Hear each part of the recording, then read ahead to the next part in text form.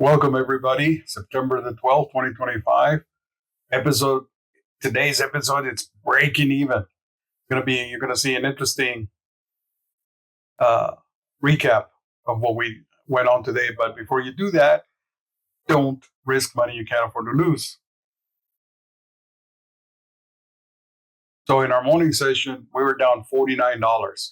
It was a Friday roll dice. You see, we took 14 trades and we got four of them that were green, but we lost more than we made.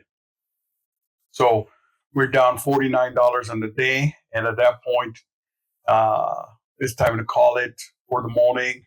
But we still had about $600 left in the kitty. So we opted to just return later in the afternoon.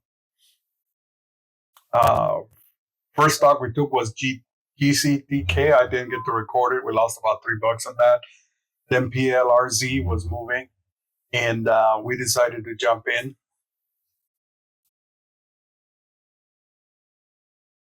And as you saw the recap summary of trades there wasn't much to gain. I think it was a Friday. I was surprised by the volume of traders, of people trading, and which was interesting. I didn't expect to see such a busy Friday, but that was nice to see. Because it certainly gives you an opportunity, and I'm sure folks had opportunities. And we're in a little early. If you like our videos, like and subscribe. Leave your comments and questions below. It helps the channel out. Thank you to all the subscribers and those loyal followers. And we're hoping that this helps out. So we continue with PLRC. And as you see, what was happening is they were moving up and not being able to hold.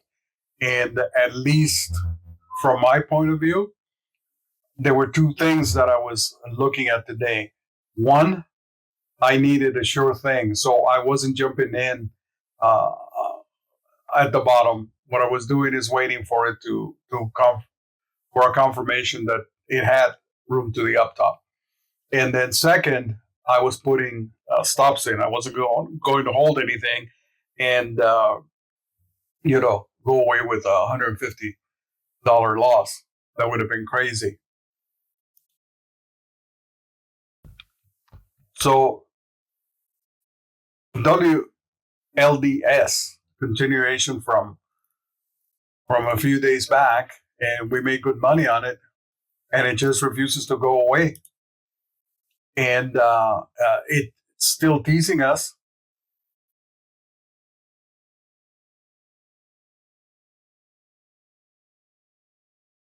But my problem has been the timing. I haven't been able to time it as well.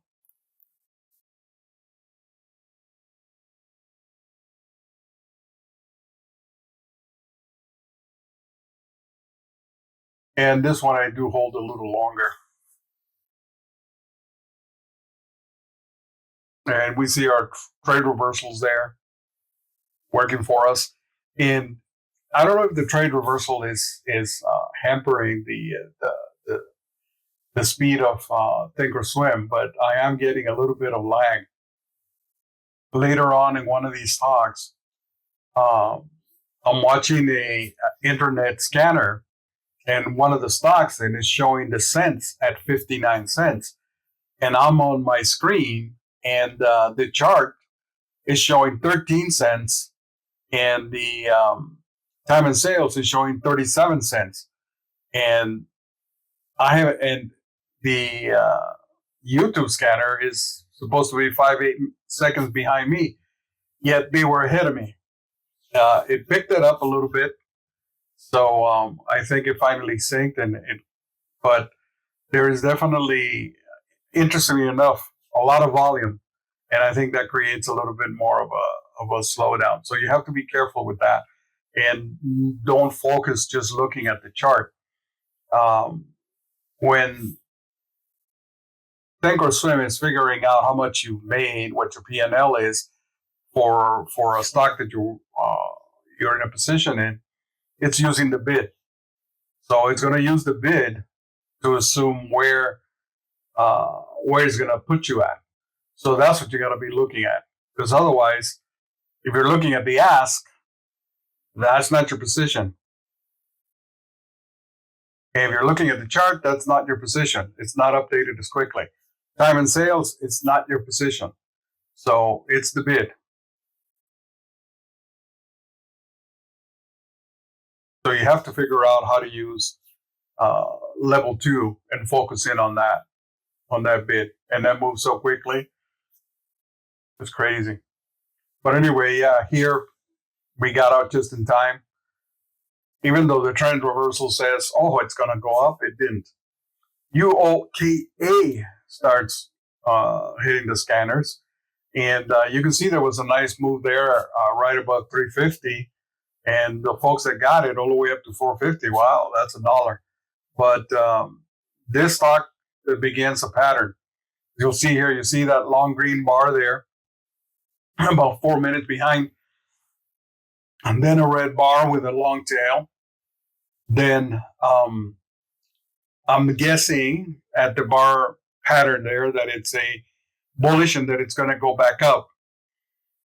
But what happens? We get a indecision candle, then we get a long green bar, and then another big green red bar.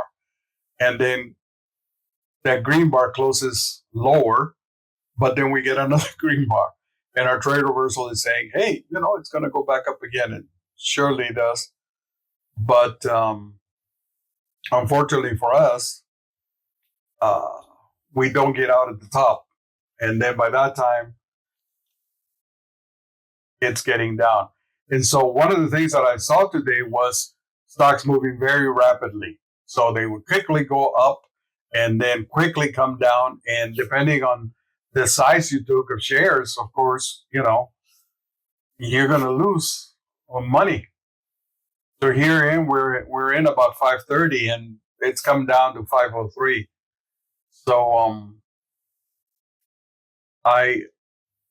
throughout this year of trading, that's been my biggest issue is waiting for confirmation. You see those two red bars there? They're almost a double top, and I didn't want to take anything below that and wait for it for the upside. But then I took it and I didn't get out quickly enough, and that's a second problem. So one of the things that you have to do is you have to gauge. And I said Friday was a dice roll Friday because, you could be flipping coins as to what was working and what wasn't. But I think overall, I'm happy with the morning session. Losing $49 is bad, but it isn't catastrophic. We had we had a huge loss last week of $300 on a Thursday, which set us quite a bit back. And this week, we had a nice winner of $162 on Monday, $63 on Wednesday, and our losses from Tuesday, Thursday, and now Friday have not been bad at all. So for the week, we're up $177, and on the month, we're up $47. Now, I'm jumping a little bit of ahead on the totals, but you'll see towards the end, and I hope you stick around for the end to look at the recovery. COCP also begins to show, and this touches on what I've said before. We're still in pre-markets about 5:18 in the morning Pacific. That sometimes we hunt, and I think because it was Friday, my thinking was that the morning is not going to be as busy. Maybe the open might even be flat. So if we've got momentum and we've got volume in pre-market on a Friday, we should take advantage of it. So that's one of the reasons why I was a little bit more aggressive in taking all these trades. But the one thing I've noticed is it was a good amount of trades. Obviously the winning percentage is very low, around 30%. But we didn't have a catastrophic loss. We didn't lose over $100, and we managed risk. So that's important. So my prediction so far is that starting tomorrow, the market is going to change. And why? Market's not open on Saturday, you're going to think. And that is correct. But remember, there are futures and crypto that do trade 24/7 with a few hour exceptions. Oil trades on the weekend, except for a few hours.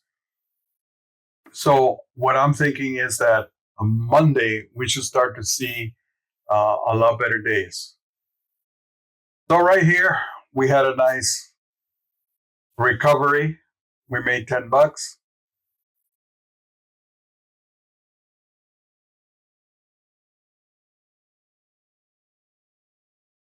And of course, it kept going without us, but that's okay. I mean, if you could take 5 or 6 trades and make $10 on each one, you're $50 for the day. That's $1,000 a month. For someone using a small account, that's really, really great. And you may tell me, well, why don't you take more? Why do you do this, etc.? Why do you keep going? You're losing. You've got all of these losing trades. Why do you keep going? One is the challenge. Number two, if you've got a nice retirement account, an IRA somewhere with a trader, you're not going to be doing this type of trading. That would be a mistake. You got a nice 100,000 plus IRA sitting in your bank, your investments are going to be differently. You're going to work with someone who's professional, who's going to guide you through what you should be investing. And you want to keep in touch with the economics and with the market so that you don't overextend yourself, and keep a nice portfolio so you can make money there.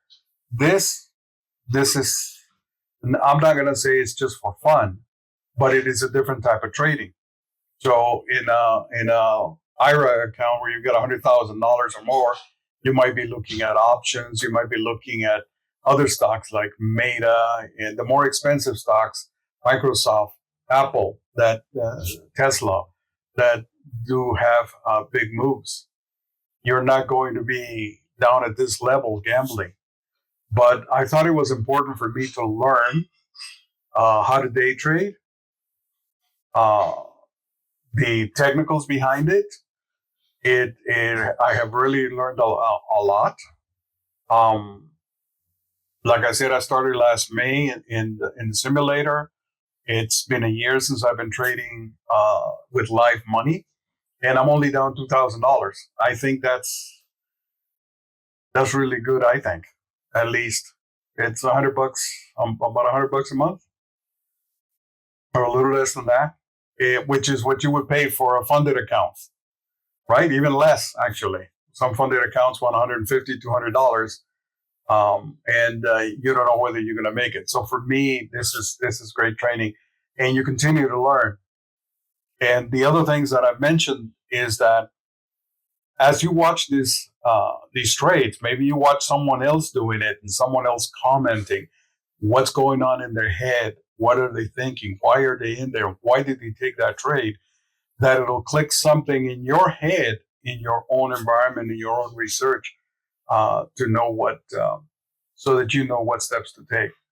So here we're doing really well, and we came away with a good amount of money, $24, $22, and I think at this point we're down somewhere around $16, $17. But you know me, I'm a stubborn trader, and I see a slight curve there, pattern that, and I see the EMAs moving at a nice angle, and I see that the MACDs are sort of low, and I'm thinking, well, this has no place where to go but up.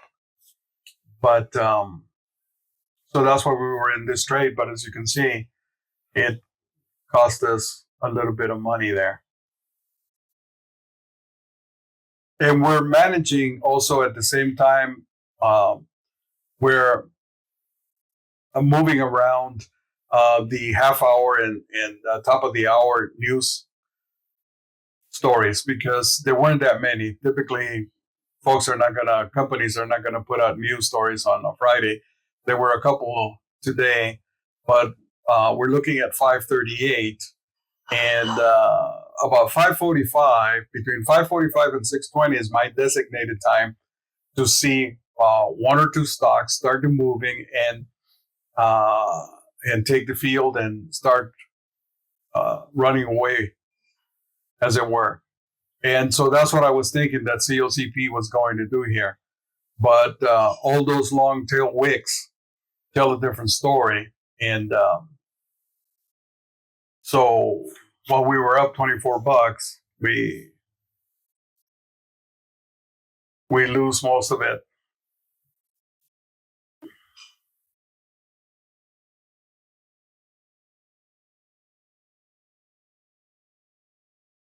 The other thing is, it is a thrill to sit in front of the computer and look at all these numbers. I mean, if you ever driven a motorcycle down a curvy hill at 55 kilometers an hour, having that air hit your face and your eyes, and all the twists and turns of the curves next to a ravine, it's a thrill. And I did that when I was a child, believe it or not. Um, I got wiser as an adult. So it's certainly interesting. And I think that this week, even though last week we lost $303, even though this week we've been up and down, and we haven't been exactly great winners. When you get into this type of trading, day trading, the market is going to shift on you. And I mentioned that the market last week was very much differently than this week. The first 3 days of this week were different than the yesterday and today, and you have to adjust. Today was totally different, and for me, showing up on a Friday, I could have very well slept in and not worry about losing $50. And but you want to keep your pulse on the market. You want to see what it's doing from day to day. It is truly important. If you're really dedicated, if you really want to be able to move ahead, it is important to really stay focused every morning and at least show up. Even if you're in the simulator, which the simulator and live trading are worlds apart. We got to be truthful, because you make money. I saw someone the other day say, "Oh, I made $10,000 and this on the simulator. I think I'm really going to be ready." Well, he's got some awakening coming to him when he hits live market. It's not going to be that easy. Totally different. So it's important to show up. It's important to maneuver. That's why I said, if you don't want to risk anything, or if you minimal losses, use one share. Trade with one share when you hit the live market. One share is all you need, and one share will teach you the same lessons that 10 or 100 shares will teach you. You're not going to win a whole lot of money. You're not going to make a whole lot of money, but it isn't about making money when you're learning. So a small account, cash account, means you have to first train yourself, train your mind, and adjust to the market.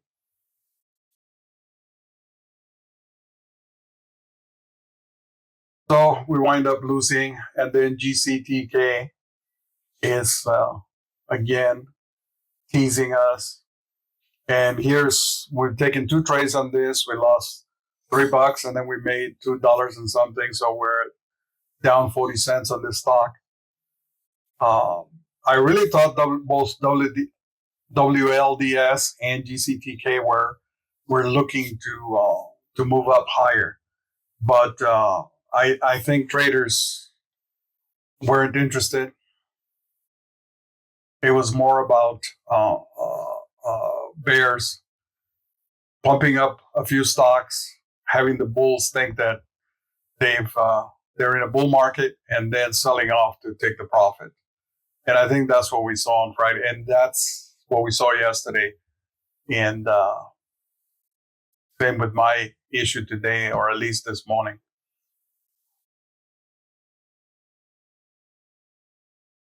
I mean, this is a nice move. And in retrospect, when I look over these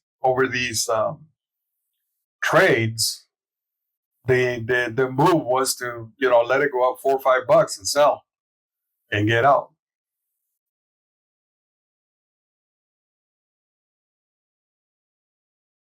So it's another way of adjusting to this type of market.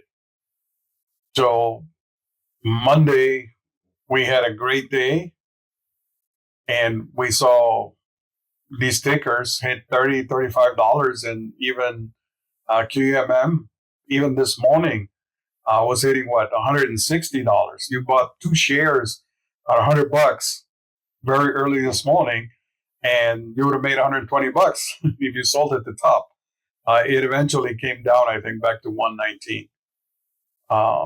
The other thing I've noticed, the pattern is at 1 a.m. Pacific. So that would be 3 a.m.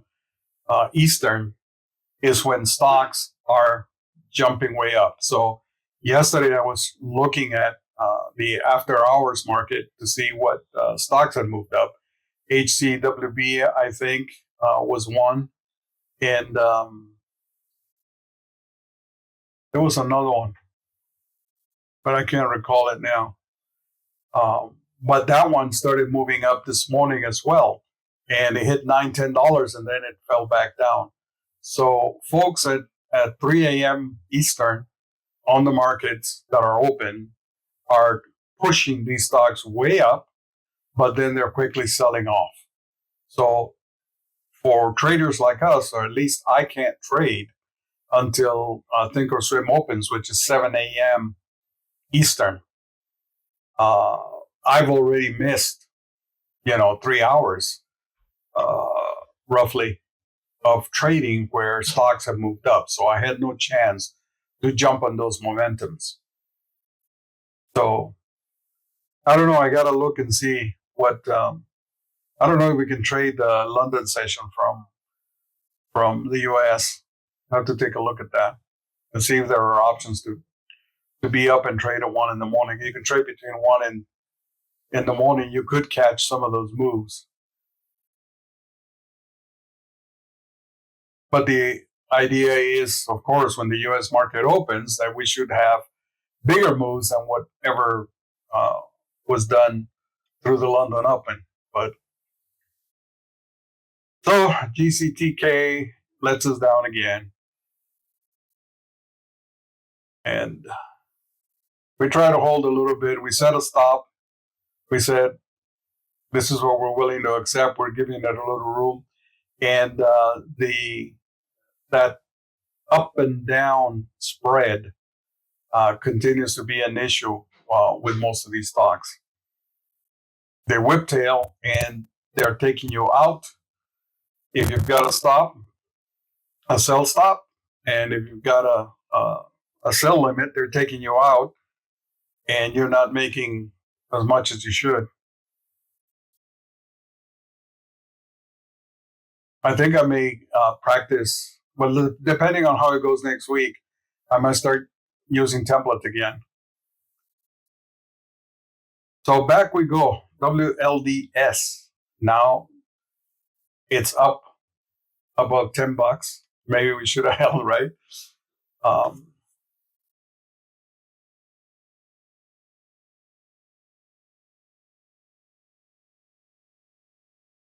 And it's 6:34, so the market is open.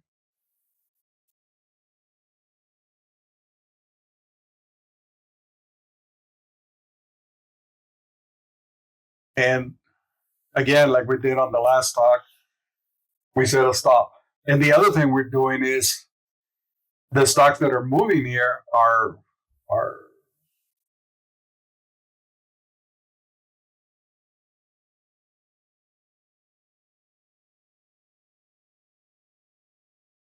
almost $10, almost double digits, which eats up your cash. So that's why I was only taking 10 shares. And I guess in retrospect, taking 10 shares was a good idea because I lost. Had I taken maybe 5, maybe I would have lost less.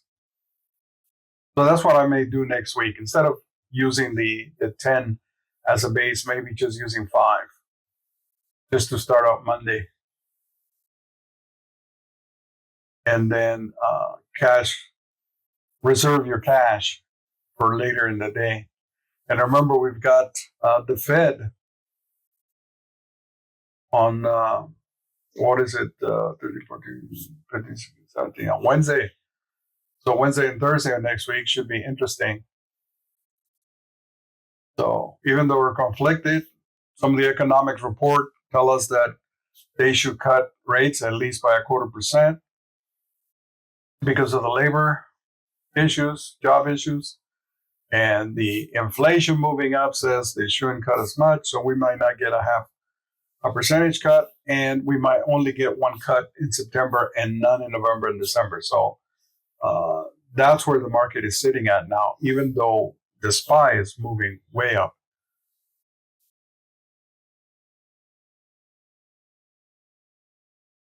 So I'm hoping that we have a better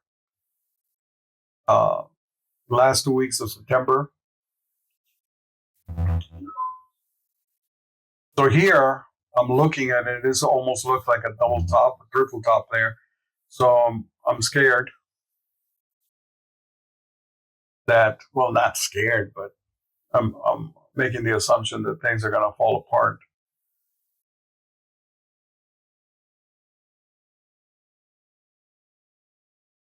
And they do. And very quickly, just like that, boom, we get taken out. ORBS was a higher price stock. It was around 15 and moved up. And so we go in very timidly with only 3 shares. We're looking for a couple of bucks.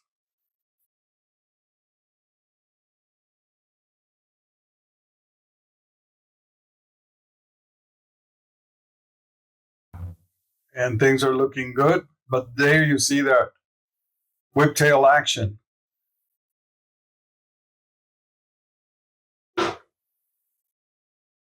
So the Bears versus the Bulls.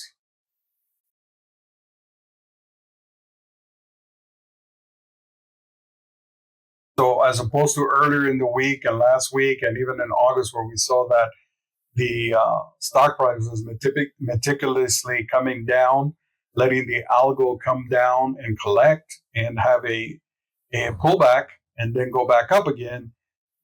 In the last 2 days, what we see is this whiptail. It just whiptail from wherever it's at the top and then comes right back down. So we got out, took a nap, came back around 11 a.m. and we made $48 on FOFO, a Hong Kong IPO. I was looking for the scanners were showing it up, but I couldn't find too much information on it. I finally did. And when I first saw it, it didn't look that good. I started watching it a lot before I started videotaping it here. But and you notice I tried to get in and I couldn't get in with 30 shares. So I feel a little bit more confident, and I changed the shares to 50. And what has me in doubt here is the volume and the MACD pointing a little towards the signal line. But the 5-minute looks good.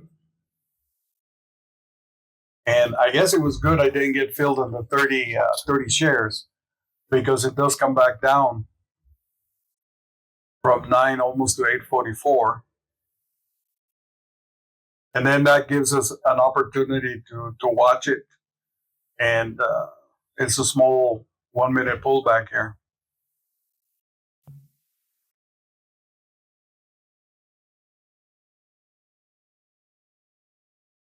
So it seems to slow down a little bit.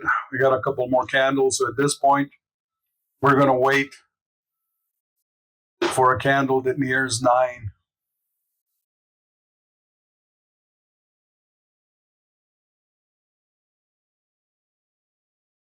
And I think that's one of the things that I haven't yet mastered.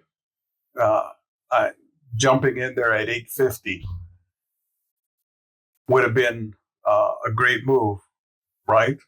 Because whatever it moved up, you'd make. But there, I'm making an assumption that there's going to be a reclaim and that it's going to move up. When I'm looking at my other indicators and they are not yet sure that that's going to happen. I see some folks trade on pullbacks like that and at the same time get burned.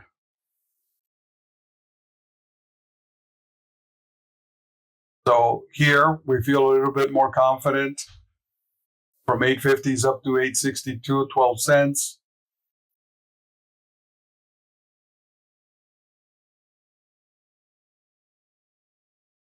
And there, even though those two bars, yeah, that 50 limit, I'll remove it in a second. For some reason, it filled me only with 29 shares and it kept the 50 on there. So I canceled it. I didn't want any more. So not to have bigger risk. And here it begins to look like a double top there. You see those uh, green bars, pillars on the left and the right. And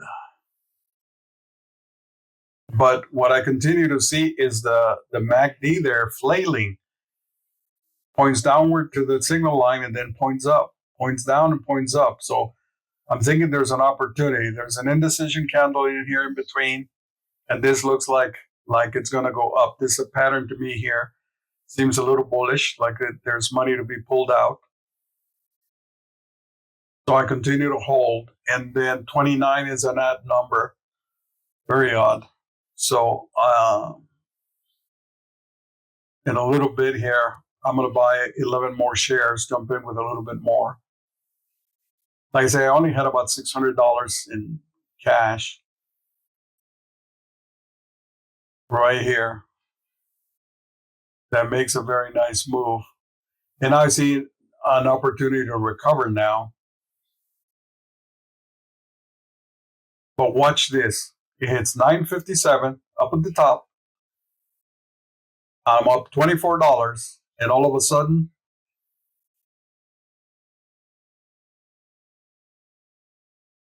watch this. What happened? Did I cut it out? I must have cut it out. There's it drops from 957 all the way down, and at one point I was down $20.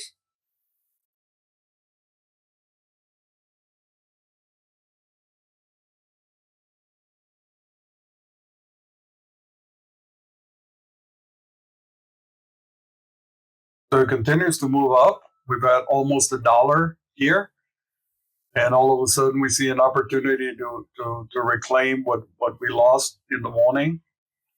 And here we're thinking it looks good, volume, and the level 2. Notice a lot of bids out there, more than the asks.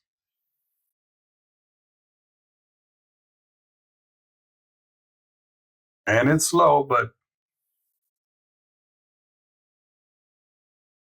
just under 10,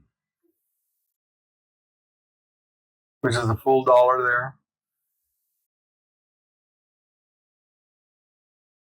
So now we've got our indicators. The MACDs are pointing up. Volume is looking like it's coming in. The 5-minute looks good.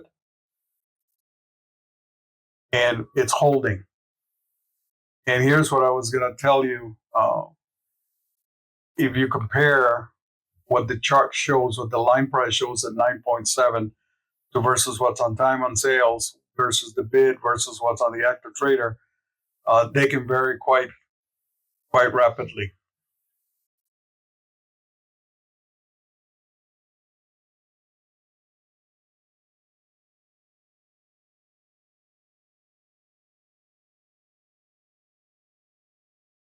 So even though there's a little drop,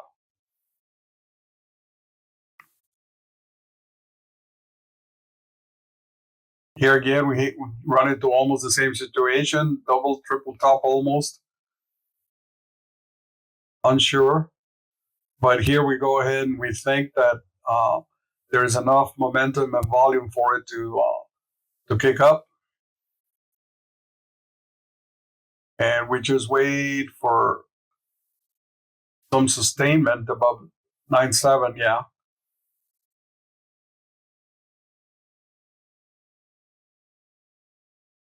And we get filled.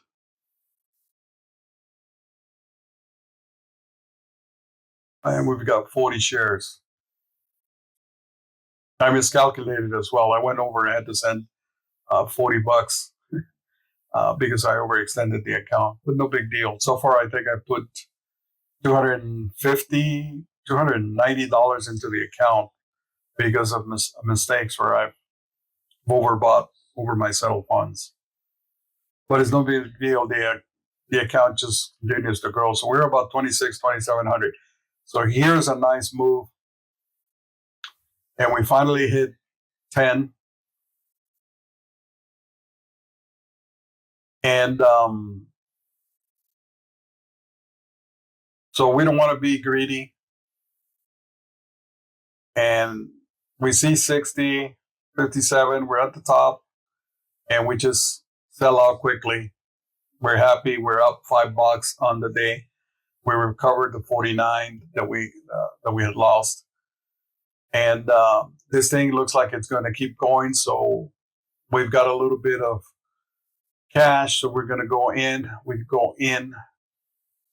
This thing wound up going all the way to 1450, I think, before it finally stopped and curled down. And so here we're going to stop out. But it's that whiptail action.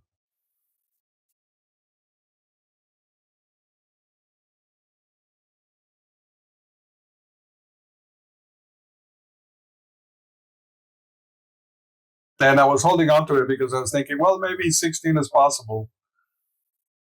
And with surety, we might see 18 or 19 into power hour. But it wasn't supposed to be. So we recovered. We went from red to green to slightly red, which down $1, we're more or less broke even for the day. And we've got next week to look forward to. Hopefully it'll be better. Hopefully all you folks had good days. Now comes the weekend, time to relax, forget about the stock market, the pressures of the stock market, and enjoy it with your family, your friends, however you distress or unstress yourself from what the market is. At this point here, I was thinking, yeah, I think it's reached a stop. It's time to get out. And briefly, you saw there, I was up $15 and I couldn't pull the trigger. It was just that quick. And in a real fast market, that's exactly what you're going to see. And that's why you have to train yourself to be very quick or stay out of these types of trades that are just going to cause you headaches and stress and to lose money.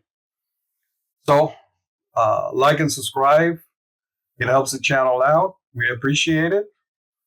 And have a great weekend all.